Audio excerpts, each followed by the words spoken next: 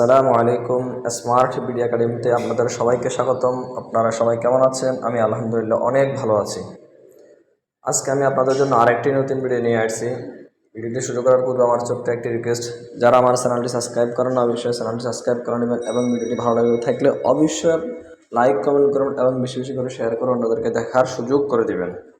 আজকে আমি আপনাদেরকে দেখিয়ে দিব ইউএই বাস কার্ড কীভাবে আপনি অনলাইন থেকে আপনি নিজে নিজে রিচার্জ করবেন এবং আপনি কীভাবে ব্যালেন্স চেক করবেন। প্রথমে আমরা আমাদের মোবাইলের গুগল ক্রোম ব্রাউজারে ক্লিক করব। গুগল ক্রোম ব্রাউজারে ক্লিক করার পরে আমরা গুগল ক্রোম ব্রাউজারের সার্চ বক্সে আমরা লিখব হাফিলাত ব্যালেন্স চেক।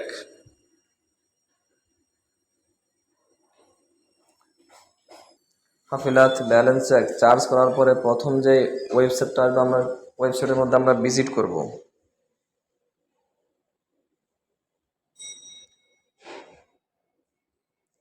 ভিজিট করার পরে যে ইন্টারফেসটা আসবে এখানে আপনি আপনার কার্ড নাম্বারটা লিখে দিবেন। আপনার যে কার্ডের নিচে যে নাম্বারটা আছে ওই নাম্বারটা লিখে দিবেন। আমি আমার কার্ডের নাম্বারটা লিখে দিচ্ছি।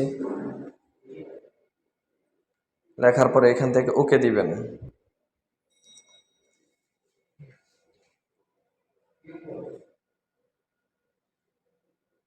ধৈর্যের সাথে দেখতে থাকুন। ওকে দেওয়ার পরে চলে আসছে আমার বাস কার্ডের ব্যালেন্স চেক। আমার বাস কার্ডের মধ্যে কত টাকা আছে? 6 টাকা 79 পয়সা আছে। এখন আমি দেখিয়ে দিব আপনাদের কীভাবে আপনি রিচার্জ করবেন। রিচার্জ করার জন্য রিচার্জে একটা অ্যারো আইকন আছে, এই অ্যারো আইকনের এখানে ক্লিক করবেন।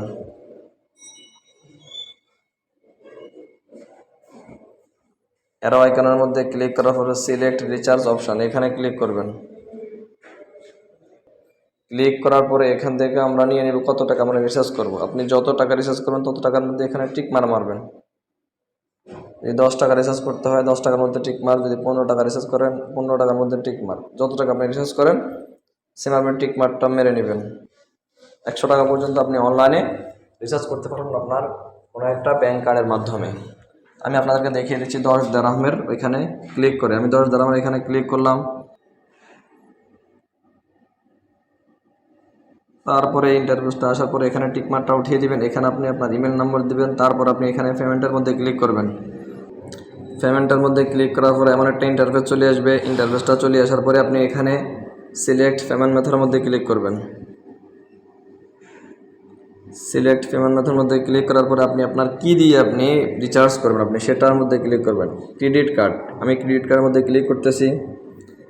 ক্রেডিট কার্ডের মধ্যে ক্লিক করার পরেই যে অপশানটা আসবে এখানে আপনি কার্ডটা যার নামে তার নামটা লিখবেন। এখানে কার্ড নম্বর দিবেন। এখানে সিবিসি যে কার্ডের ওপর যে 3টা নাম্বার আছে 3টা নাম্বার লিখবেন। এখানে কার্ডের এক্সপায়ার মাস লিখবেন। এখানে কার্ডের এক্সপায়ার ডেট লিখবেন।